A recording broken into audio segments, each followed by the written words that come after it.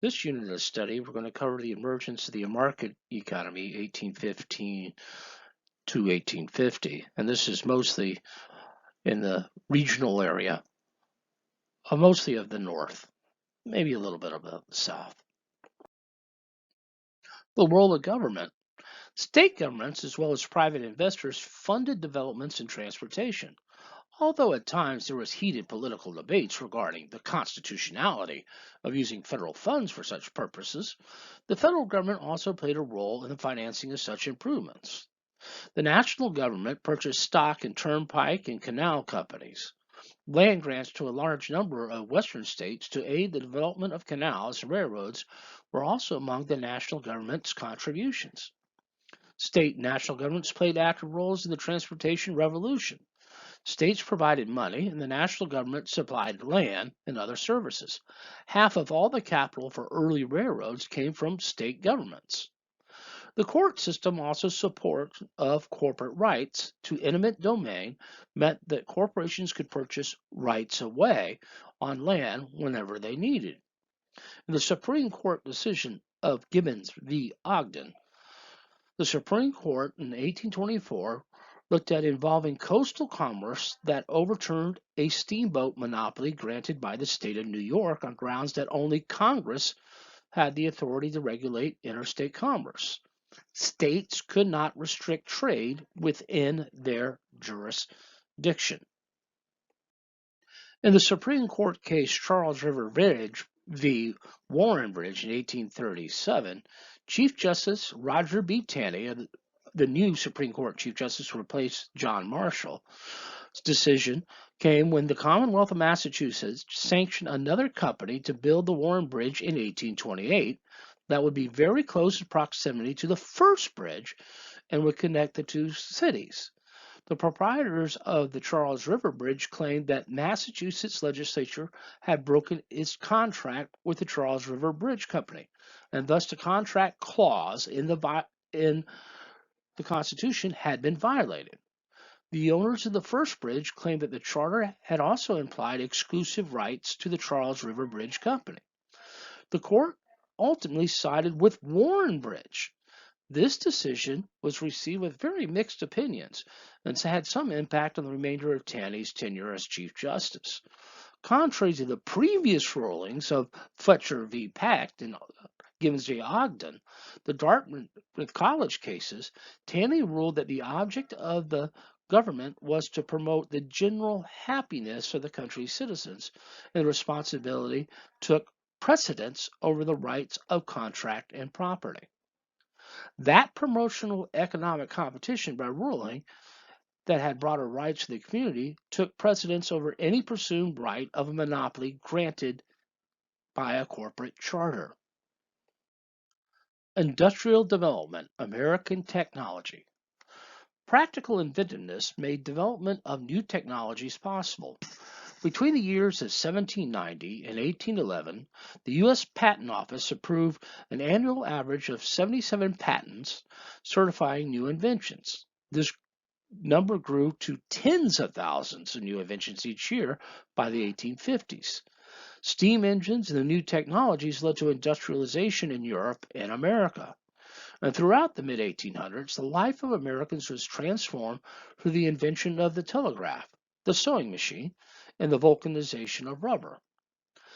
Elias Howe created a design of the sewing machine and patented it in 1846.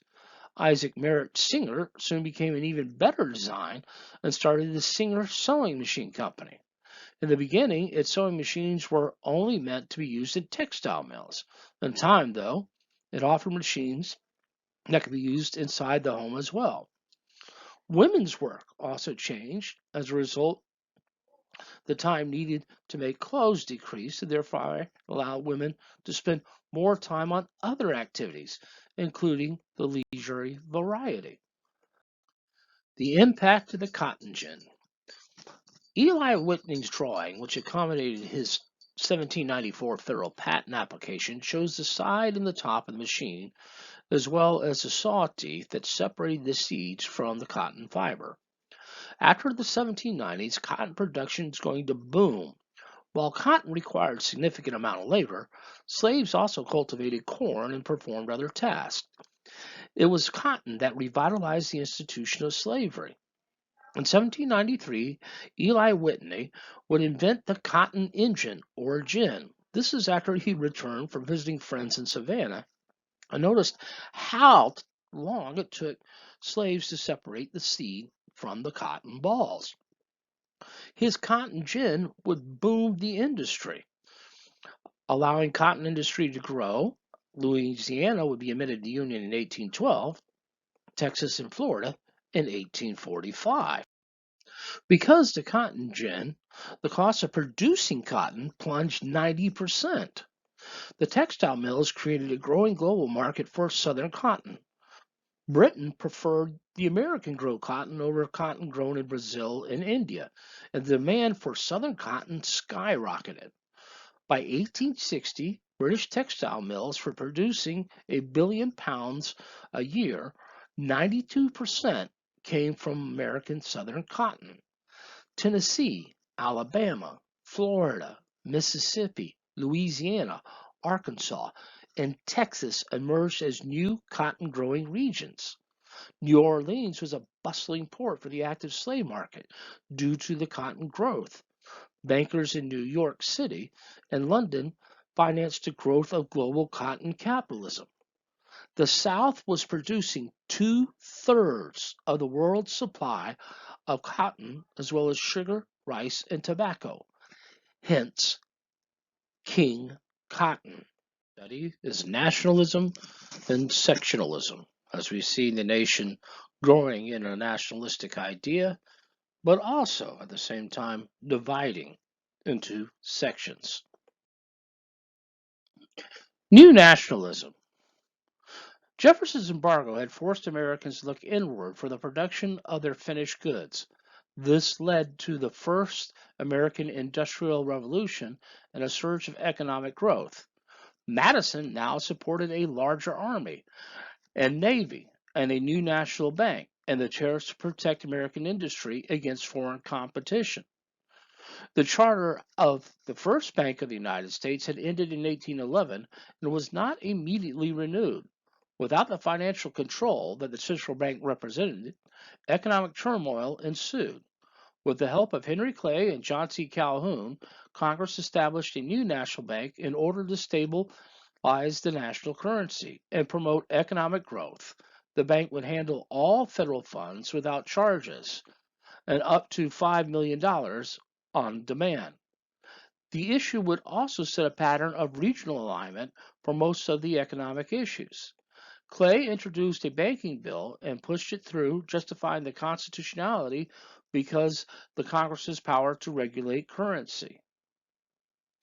Flip-flopping, Clay first supposed the national bank, now argued for it.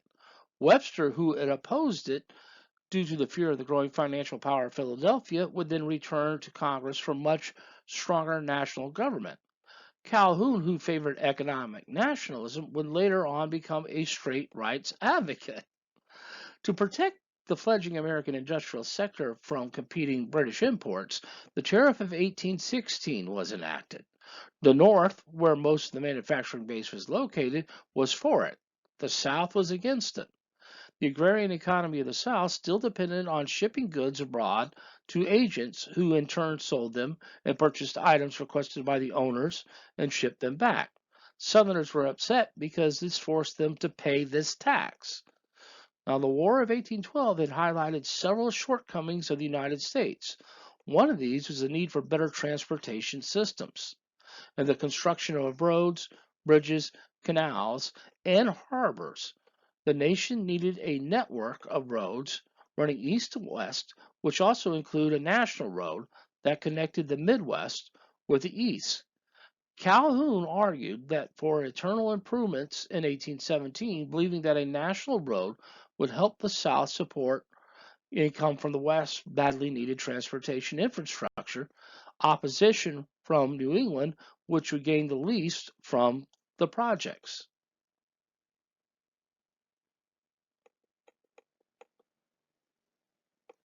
Judicial nationalism.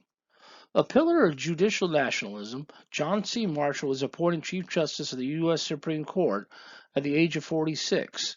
He ruled on Marbury versus Madison 2 years later. During his tenure on the bench as Chief Justice of the Supreme Court, Marshall extended the powers of the Supreme Court to provide a more nationalistic role of the federal government in states' affairs, such as Marbury versus Madison in 1803, where he established judicial review. That is, the court's ability to declare a federal law unconstitutional. Both Martin v. Hunter Lease, 1816, and Collins v. Virginia, 1821, reinforced this ruling. Protecting contract rights was Dartmouth College v. Woodward in 1819. In 1816, the Republicans dominated New Hampshire legislature and altered the charter 1869 of Dartmouth College, switching the administrative to a state-appointed board of trustees. The old board of trustees sued the secretary of the university, asserting that the legislative act was unconstitutional in violation of the obligation of contracts.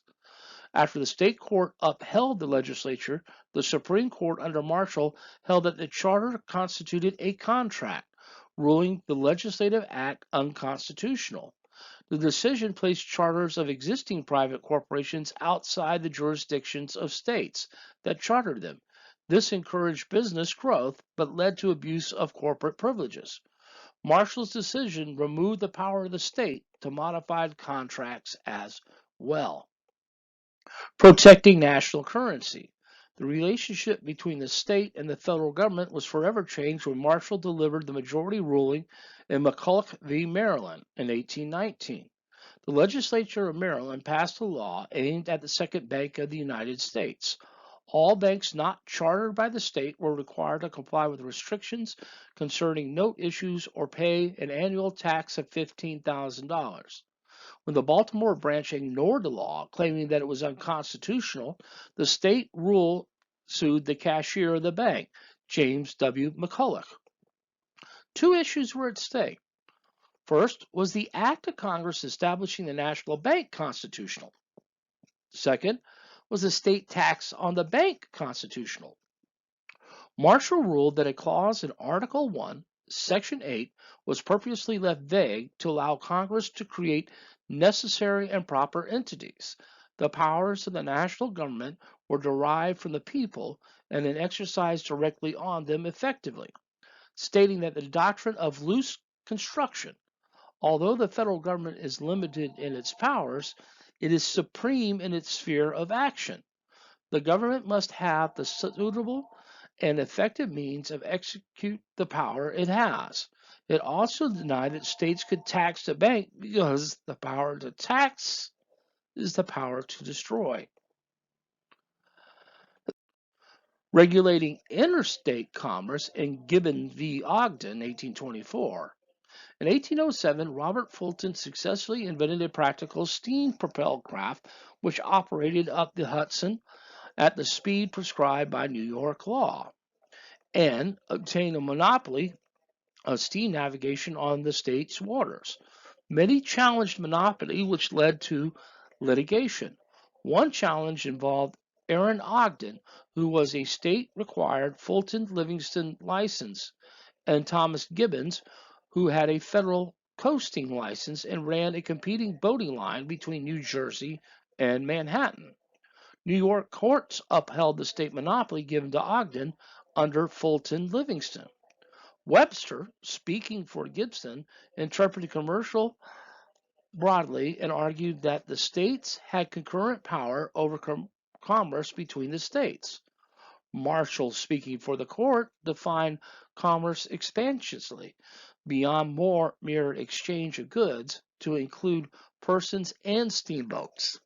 Concurring Justice William Johnson, a nationalist from South Carolina, added that the power to regulate interstate commerce was the exclusive right of the national government.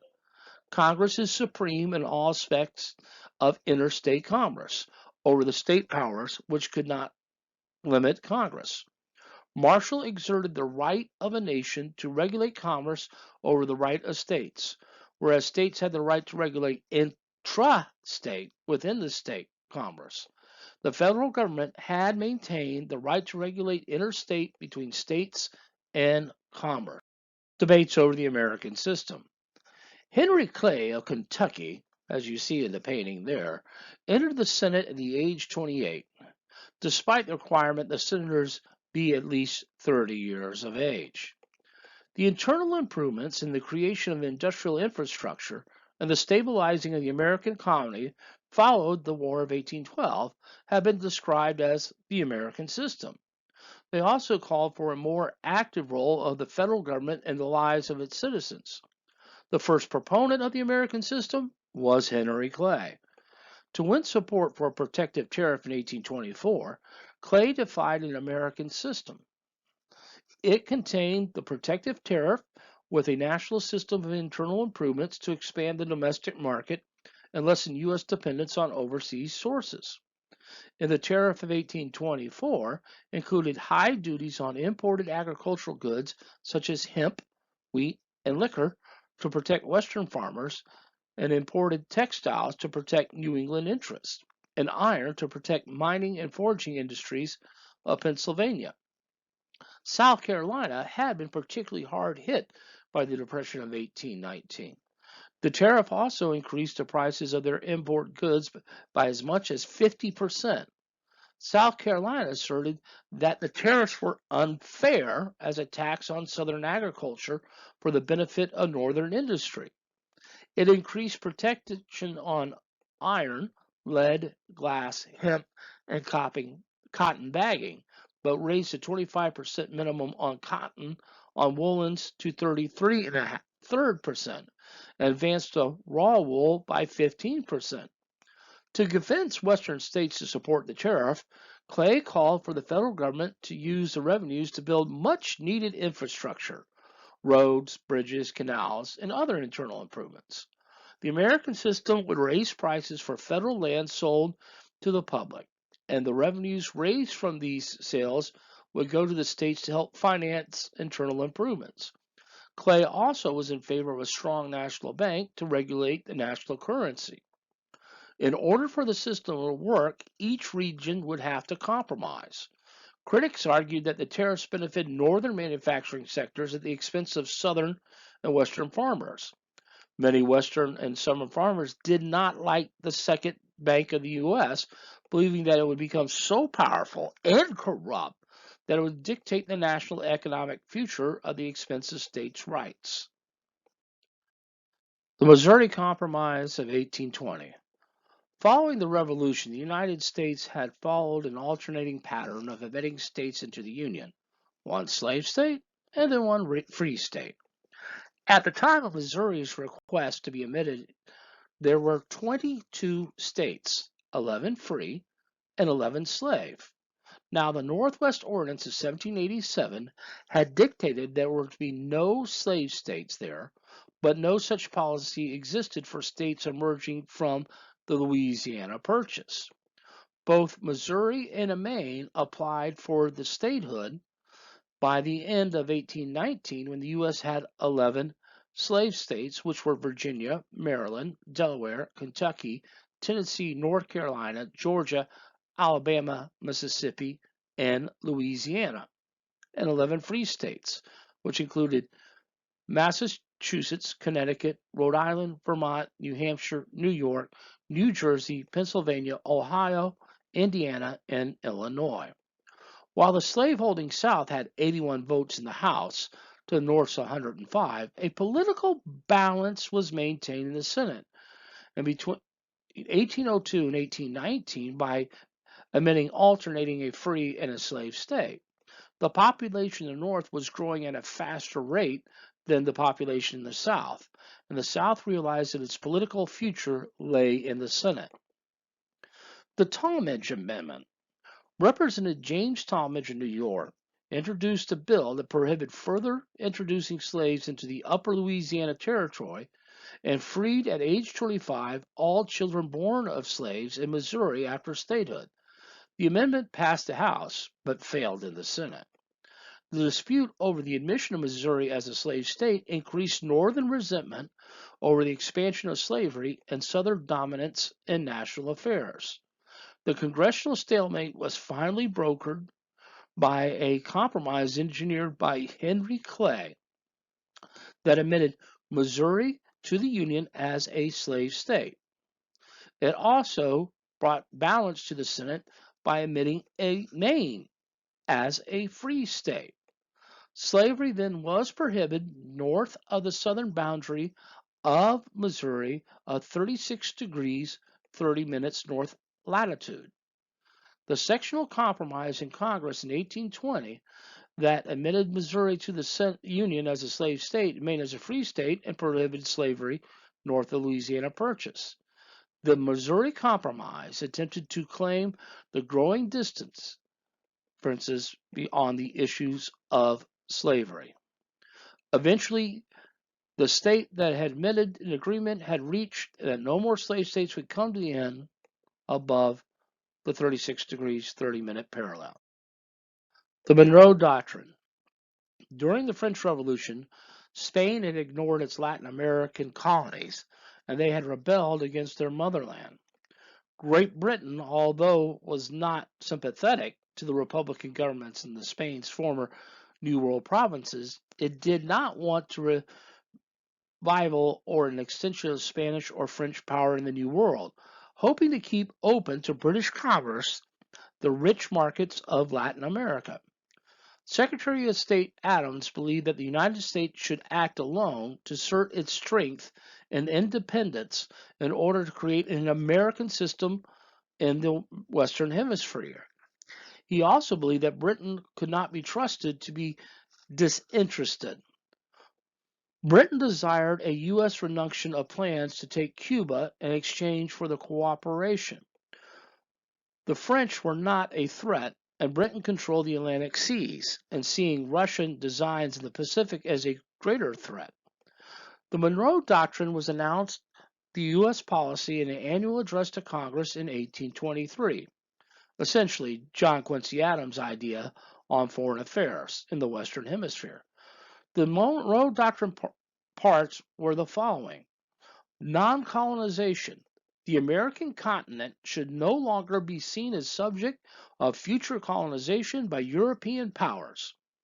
Second, the United States was the guardian of liberty in the New World. Third, non-intervention. Because the political system in the Americas was essentially different from the Europeans, the U.S. would consider it dangerous to its peace and security if any attempt by a European power to extend their political system to any point in the Western Hemisphere. The establishment of American autonomy and foreign relations. Now, in return, the U.S. would not interfere with existing colonies or dependencies of Western powers in the New World with the internal affairs of European nations, nor take part in European wars of solely foreign interests. The assertion that America would not interfere in the European internal affairs. In other words, Europe, stay out of our backyard, we'll stay out of yours. Now, the United States did not have the military power to back it up. However, Great Britain, which approved the decision, did. And at the time of its announcement, the world's powers took little note of it, but it would serve as the classical definition of the U.S. role in international affairs. Although it is a major significant emerged only in the middle of the 19th century, the Monroe Doctrine would become the cornerstone of U.S. foreign policy. The Jacksonian era, 1828-1840. When Jackson was inaugurated, the country was growing at a rapid rate. Land was being purchased and cultivated, and farmers were going into debt to afford it. The United States now had 24 states and almost 13 million people. Now Americans would see the market-based economy emerge and the traditional economy of subsistence farming. Jackson had made a name for himself and defeated the British at the Battle of New Orleans, and his fame had increased during the Seminole Wars as well. The 1824 election, in which he won a majority of popular votes but lost the election, put him in the spotlight and made him a candidate for the common folk, which he finally delivered in 1828. The Eastern Indians. As the population of the United States continued to expand and grow, Native Americans continued to find themselves pushed from one area to another, while treaties forbidding such actions were dismissed. Native Americans held land east of the Mississippi River that white men wanted, especially in the South where the Cherokee, Creek, Choctaw, Chickasaw, and Seminoles controlled large areas. Jackson believed that moving the Indians would serve their best interests, as well as the national interests for the states in the lower South, especially the Carolinas, Georgia. And in Alabama, Jackson also believed that this was a wise and humane policy that would save them from utter annihilation. In 1830, Congress passed the Indian Removal Act, which swapped land that the Indians were currently inhabiting for federal land west of the Mississippi River. At this point, very few tribes were able to resist. The federal government promised that they would pay for the moving of Native Americans to their land in Oklahoma. Indian leaders were skeptical of Jackson's proposals and also provoked opposition from reformers. He just trusted him. Even his friend Davy Crockett opposed the forced removal in the May of 1830. The Senate did pass the Indian Removal Act only by a single vote. The Second Seminole War. The Treaty of Payne's Landing in 1832 with various Seminole leaders, it called for the Seminoles to move within 3 years to the land assigned to the Creek Indians west of the Mississippi. If Seminole leaders found the land to be suitable and the Seminoles to be absorbed by the Creeks. It also required that African Americans living on the Seminole reservation be left behind so that they could be claimed as slaves. A delegation of Seminoles went to the Creek lands and finding them acceptable. In 1833, they were coerced into signing the Treaty of Fort Gibson, which affirmed the terms of the earlier treaty. The Seminoles subsequently denied that they had agreed to being removed. General Wiley Thompson was assigned to oversee the removal of the Seminoles in 1834. After learning that they did not intend to leave Florida, he informed the Seminoles that President Jackson had authorized him to remove them by force if necessary. Chief Osceola would emerge as a leader among the Seminoles, determined to resist resettlement. The Dade Massacre on December 28, 1835, as Major Francis Dade was leading more than 100 soldiers from Fort Brooke near Tampa to Fort King near present-day Ocala. Some 180 Seminoles and their allies ambushed the troops, killing all but 3. The Dade Massacre marked the start of the Second Seminole War. That same day, Osceola also killed Thompson. And on December 31st, another contingent of some 750 soldiers and volunteers, led by General Duncan Clinch, was ambushed on the Withlacoochee River and forced to withdraw.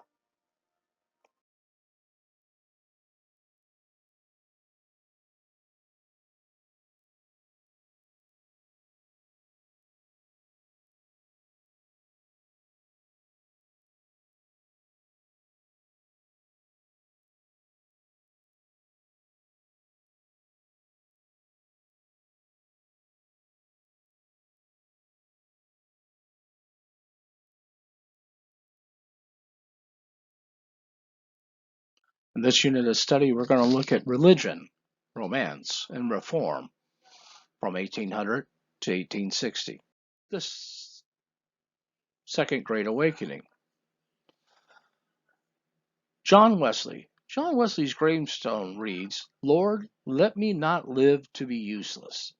It was the midst of the transformation of Protestantism that the Second Great Awakening occurred in the United States. An attempt to stave off the rise of secularism, preachers traveled across the nation leading revivals.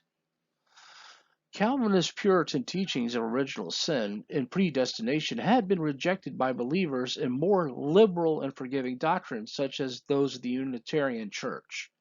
Calvinism began a counterattack against those liberal views in 1790s.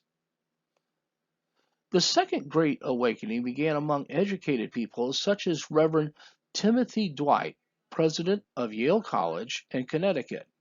Dwight's campus revivals motivated a generation of young men to become evangelical preachers.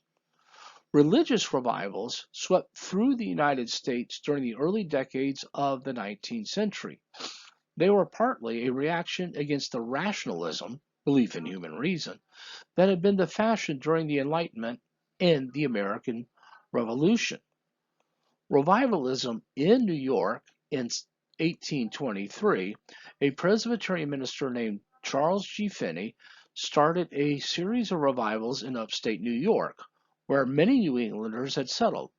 Instead of delivering sermons based on rational argument, Finney appealed to people's emotions and fear of damnation and persuaded thousands to publicly declare the revived faith.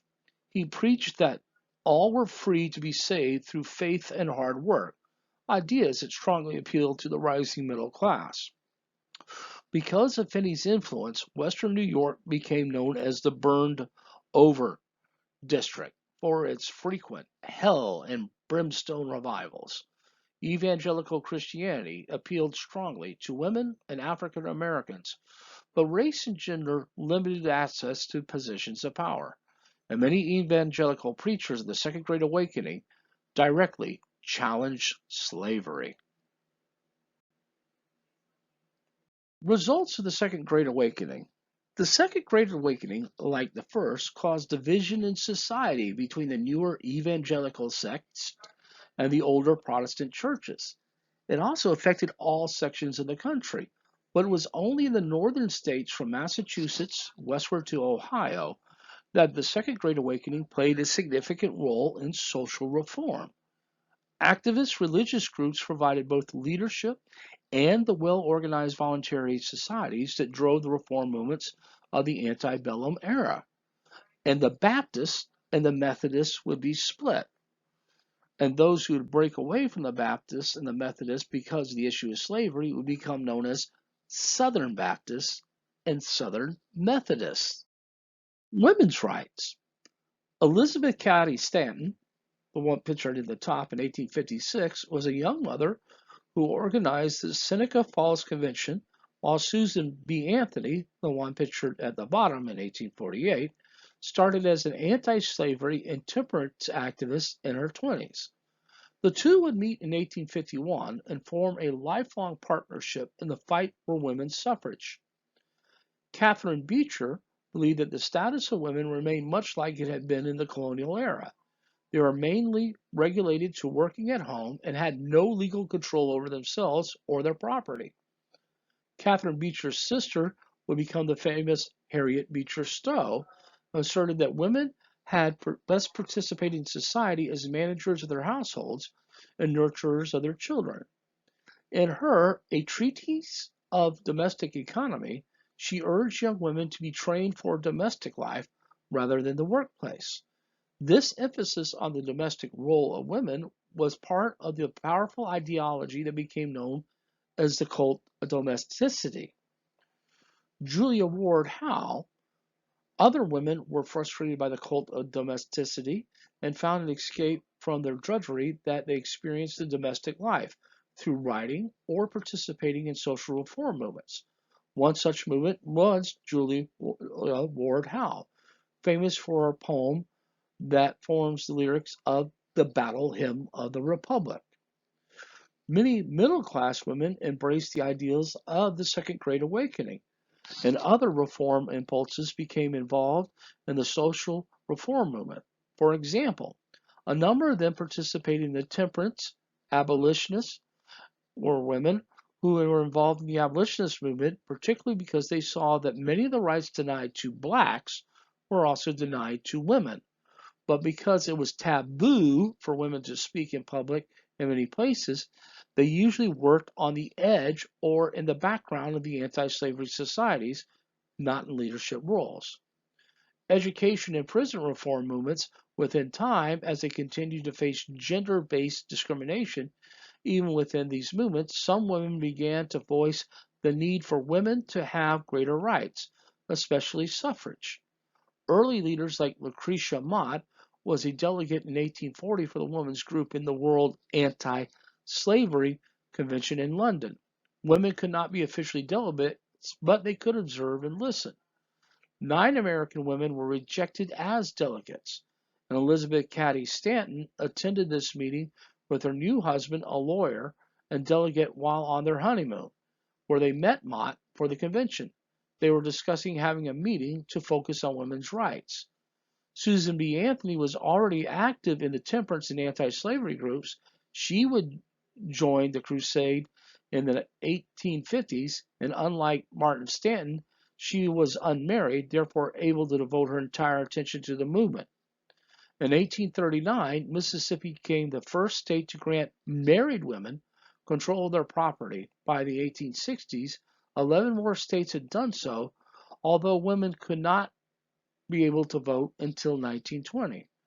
Although these leaders did not live to see women gain suffrage, their efforts formed the foundation for the progressive changes for women that occurred in the 20th century. Seneca Falls, July 1848.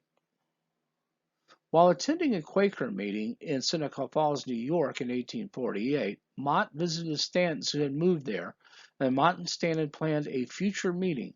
A later meeting was held in Wesleyan Methodist Church in Seneca Falls, was attended by over 200 women and almost 100 men, including Frederick Douglass. They passed the Declaration of Sentiments, outlining rights that women sought. This list of women's grievances was patterned after the Declaration of Independence. In the same way that blame was placed on King George III in 1776 for the problems between England and the American colonies, blame was placed squarely on the male gender for the grievances that women had. The changing role of women before the Civil War, a series of resolutions were discussed which called for women to be given the right to vote, considered too radically by even those who attended, and for women to be allowed into certain trades and professions: ministry, medical, legal. Only 100 signed the document. 68 were women and 32 were men.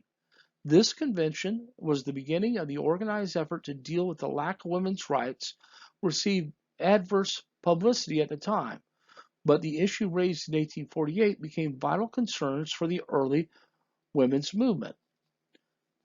Only Charlotte Woodward Pierce, the Seneca Falls delegate, lived to 1920 to see women get the right to vote. Antoinette Brown was the first ordained woman minister in the U.S., and the Blackwell sisters received the first medical degrees from Geneva College.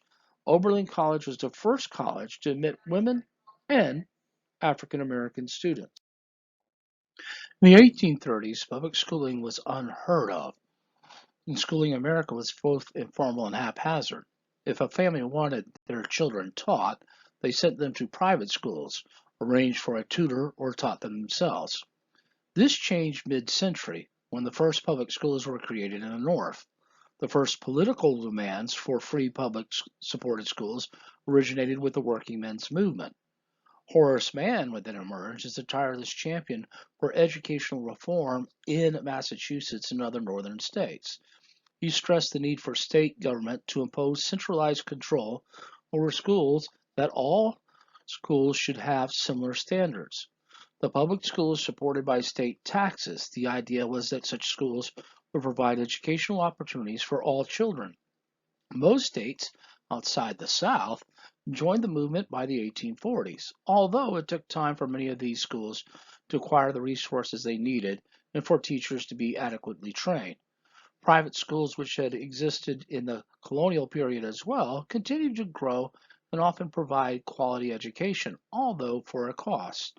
Tax-supported public secondary schools of high schools emerged slowly, and Massachusetts led the nation with the Boston English High School in 1821 and the 1827 requirement that there be a high school in every town with 500 or more residents. In 1860, there was only about 300 public high schools in the entire United States. However, the public secondary school movement expanded after the Civil War. Just over half of the white children between ages 5 and 19 were enrolled in school in 1850. School reform succeeded in large part because it appealed to the northern middle classes. Colleges that existed in the New World since the founding of the colonies, but since they were usually associated with a religious denomination, they received no public funds. The anti-slavery movement, early opposition to slavery. Much anti-slavery impulse in the North was abolished by the move towards African colonization. The supporters of manumission wrestled with what to do with blacks once they were set free. While many white citizens were shocked at the South's peculiar institution, many were not willing to grant equal citizenship to free blacks. A number of states, in fact, placed restrictions on the movement of rights of free blacks. In 1800, blacks were not citizens of Massachusetts were expelled from Boston. In 1804, Ohio passed the first black laws restricting black movement. In the state of Virginia in 1806, required all slaves freed after May 1st to leave the state. Such restrictions were typical of the types of laws passed, denying free blacks the right to vote, serve on juries, testify against a white person or at all, or access to certain types of jobs, living in the certain areas of burial in certain all-white cemeteries. Free, educated free blacks were mistrusted, believed to be insurrectionists. William Lloyd Garrison. After 1830, the failure of the anti-slavery societies to achieve the eradication of slavery in a single southern state, anti-slave societies having been driven out from the South, the abolitionist movement turned militant, gravitating towards immediate emancipation. William Lloyd Garrison began publishing his newspaper, The Liberator, on January 1st, 1831, as an organ for the militant abolition of slavery. Said Garrison in his editorial, "I will not retreat a single inch, and I will be heard." The Liberator was one of the first 500 subscribers. 450 were free blacks. Garrison denounced slavery as the one great distinctive all-conquering sin in America. He outraged slaveholders in the South, as well as some whites in the North. Garrison was more militant than the other abolitionists when he demanded immediate abolition, basically by any means necessary, including if they had to resort to violence. Two wealthy silk merchants from New York City, Arthur and Louis Tappan, provided financial support in 1833, where they were joined with Garrison and a group of Quaker reformers, free blacks, and evangelicals to organize the American Anti-Slavery Society. The same year, Parliament in Great Britain freed some 800,000 enslaved colonial peoples throughout their empire by passing the Emancipation Act, which paid slaveholders to give up their human property. In 1835, Tappan hired George G. Finney to head the anti-slavery faculty at Oberlin College. By 1840, some 160,000 people and over 200 local branches belonged to the American Anti-Slavery Society, the AASS, and even argued that blacks should be given full social and civil rights. Black anti-slavery activity. Testimonies from escaped former slaves such as William Wells Brown also provided powerful stories of brutality and dehumanization that abolitionists used to argue for the end of slavery. Men such as Frederick Douglass refused to accept this status and instead toured the United States raising awareness of the treatment of slaves. Douglass's Narrative of the Life of Frederick Douglass, an American Slave, 1845, along with his speeches and other writings, offered a powerful critique of slavery. Douglass was born into slavery in 1817. He was taught to read and write by his wife of his owner. He was a skilled ship's caulker. His owner would take all his wages, and some owners would allow their slaves to keep a portion of the wage on which they could purchase their freedom at a later date. Douglass escaped to New York. He was a very powerful speaker, and many people even listening to him could believe that he was once a slave due to his eloquence. Appearing before a Massachusetts group in 1845, he said, "I appear before this immense assembly this evening as a thief and a robber. I stole this head, these limbs, this body from my master, and ran off with them." With the money he earned from his speeches and the selling of his book, The Narrative Life of Frederick Douglass, Douglass was able to purchase his freedom legally. Douglas wished to end slavery by nonviolence, and he broke with Garrison over the violence to overthrow slavery. Douglas would name his abolitionist paper the North Star, the star that guided the slaves to freedom through the Underground Railroad. Sojourner Truth. Isabella Belle Hardenberg was born to enslaved persons in upstate New York in 1797. She changed her name to Sojourner Truth after experiencing a religious conversion, which she said God told her to travel up and down the land preaching the truth against slavery. She was freed in 1827. Truth remained illiterate throughout her life, but she passionately and effectively argued in favor of women's rights and abolition. She traveled throughout the North in the 1840s and 50s, and she spoke out that she did the work of a man as she bore 13 children and watched all of them being sold into slavery. The Underground Railroad, 1804 to 1860. Rather than an actual railroad, the Underground Railroad consisted of a system of organizations, safe houses, and hiding places that runaway slaves could use to try to escape to freedom. A religiously, racially, and ethnically diverse group of individuals known as conductors helped escape slaves in their attempt to reach freedom, escaping to the north and to Canada, as well established by 1840. Losses from the Underground Railroad were estimated at 50,000 slaves, although only about 500 to 1,000 were able to escape after the passage of the Fugitive Slave Law of 1850, and those chiefly from the border states. Its success was aided partially by the passage of personal liberty laws, which impeded the enforcement of the 1793 federal fugitive slave law by such states as Pennsylvania, Connecticut, New York, Vermont, and Ohio.